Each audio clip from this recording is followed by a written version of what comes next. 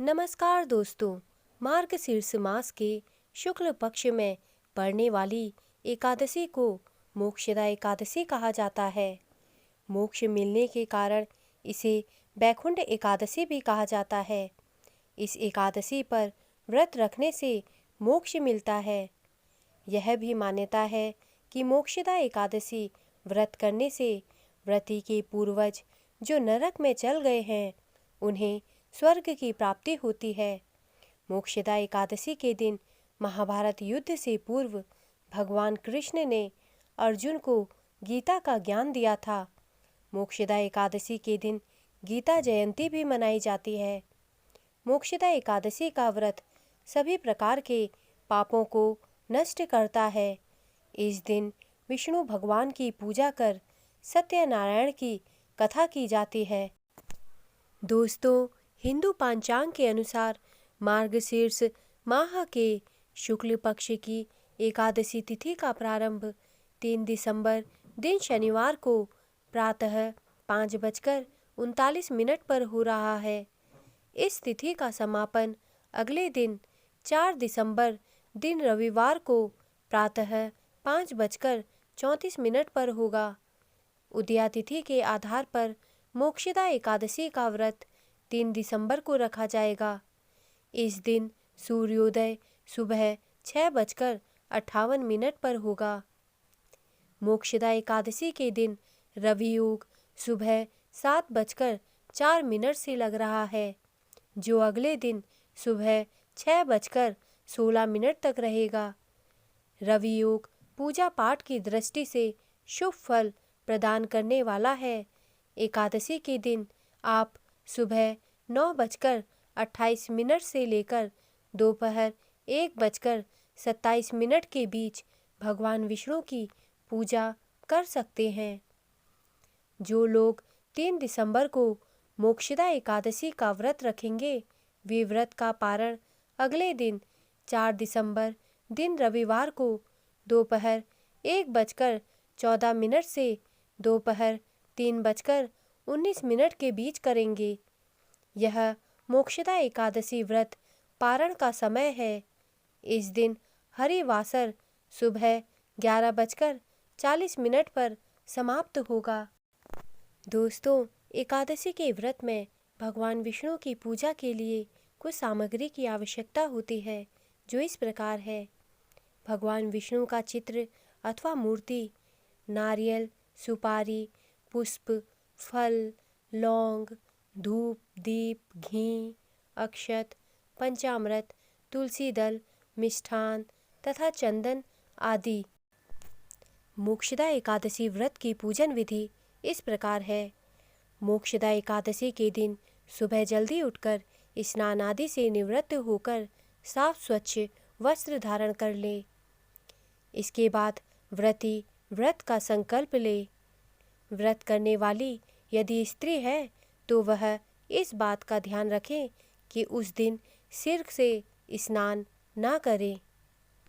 इस दिन भगवान विष्णु के दामोदर स्वरूप की पूजा किए जाने का विधान है। उनके साथ ही देवी लक्ष्मी और गणेश जी की भी पूजा की जाती है। संकल्प लेने के बाद कलश की स्थापना करें तथा भगवान विष्णु एवं देवी लक्ष्मी की प्रतिमा स्थापित करें। अगर उनकी प्रतिमा ना हो तो उनका चित्र भी रख सकते हैं।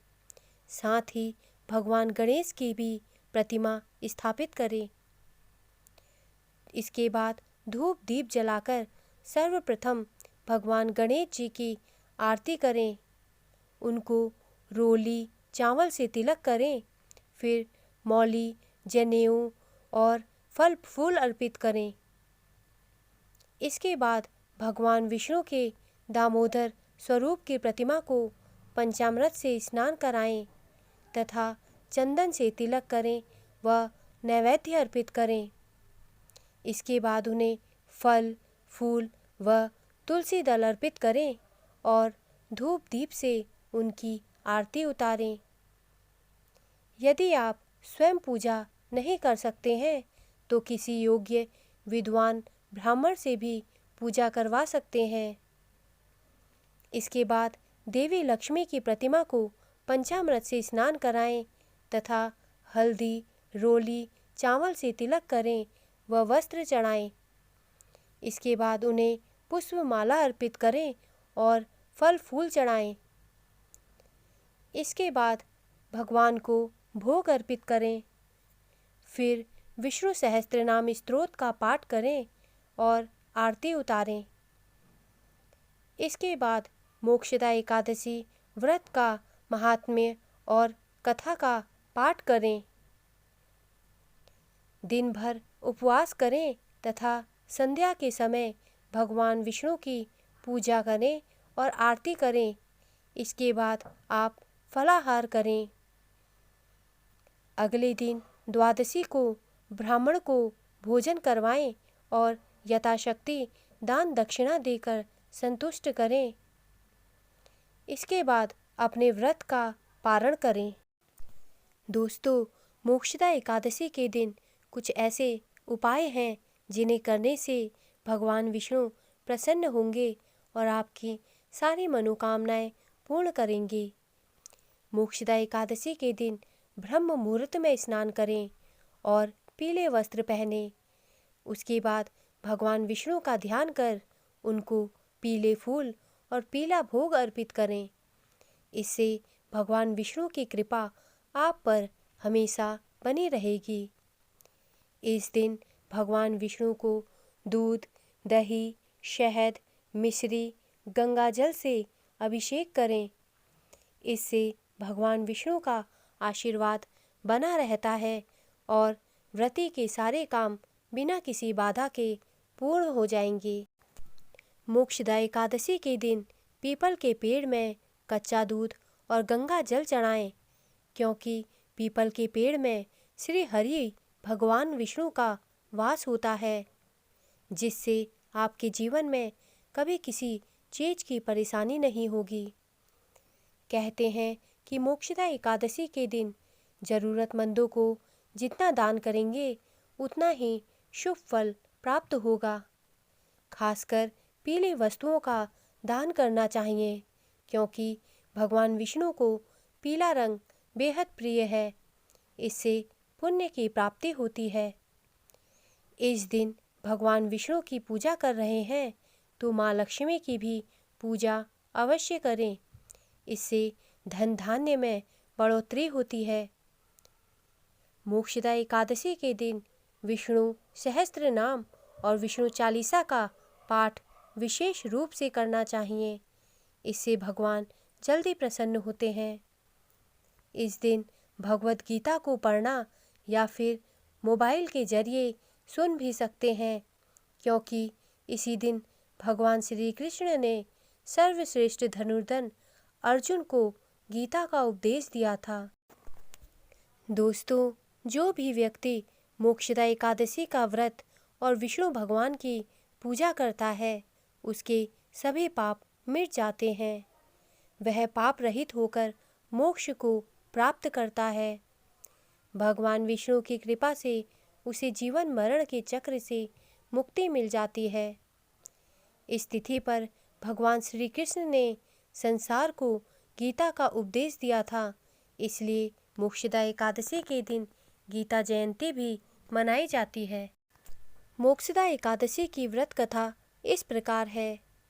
पौराणिक कथा के अनुसार भगवान श्री कृष्ण ने मोक्षदा एकादशी की कथा सुनाते हुए धर्मराज युधिष्ठिर को बताया कि प्राचीन काल में वैखानस नाम का एक धर्मात्मा और प्रजावत्सल राजा गोकुल नाम के नगर पर राज्य किया करता था।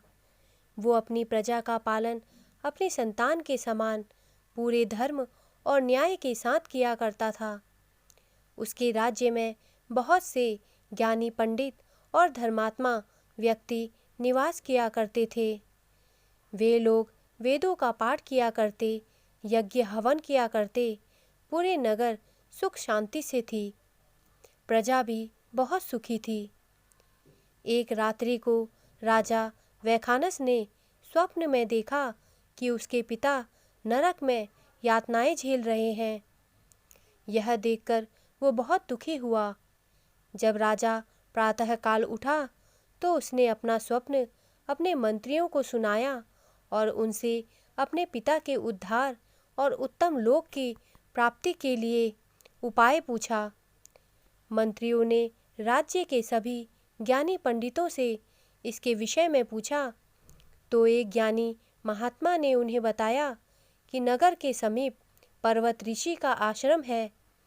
वो बहुत ही बड़े तपस्वी हैं। उन्होंने वर्षों तक तपस्या करके अनेक सिद्धियां और शक्ति अर्जित की है। वो इसका उपाय अवश्य बता सकते हैं। राजा पर्वत ऋषि के आश्रम में पहुँचे और उन्हें अपने स्वप्न के विषय में बताया। फिर उनसे अपने पिता की सद्गति के लिए उपाय पूछा। तब पर्वत ऋषि ने राजा को परम पुण्यदायिनी मोक्षदा एकादशी के व्रत के विषय में बताया। ऋषि ने कहा, हे राजन, अपने पिता के उद्धार और उनके मोक्ष के लिए अपने पिता के निमित्त आप मोक्षदा एकादशी का व्रत एवं पूजा करें। इसके प्रभाव से आपके पिता के पापों का नाश होगा और उन्हें उत्तम लोक की प्राप्ति होगी। राजा ने अपने पूरे परिवार के साथ मोक्षदा एकादशी का व्रत एवं पूजन किया और उसका पुण्य संकल्प के द्वारा अपने पिता को दे दिया, जिसके प्रभाव से उसके पिता को मोक्ष की प्राप्ति हुई। उन्होंने राजा को स्वप्न में दर्शन देकर कहा कि मोक्षदा एकादशी के व्रत के प्रभाव से मेरी मुक्ति हो गई है और मुझे वैकुंठ की प्राप्ति हुई है। भगवान श्री कृष्ण ने धर्मराज युधिष्ठिर से कहा कि जो भी मनुष्य पूर्ण श्रद्धा और भक्ति के साथ मोक्षदा एकादशी का व्रत एवं पूजन करेगा, उसके साथ उसके पूर्वजों तक के पापों का शमन होगा और मोक्ष की प्राप्ति होगी। दोस्तों, मेरे द्वारा दी गई जानकारी अगर आपको अच्छी लगी हो तो कृपया मेरे चैनल को सब्सक्राइब करें तथा मेरे वीडियोस को लाइक करें। धन्यवाद।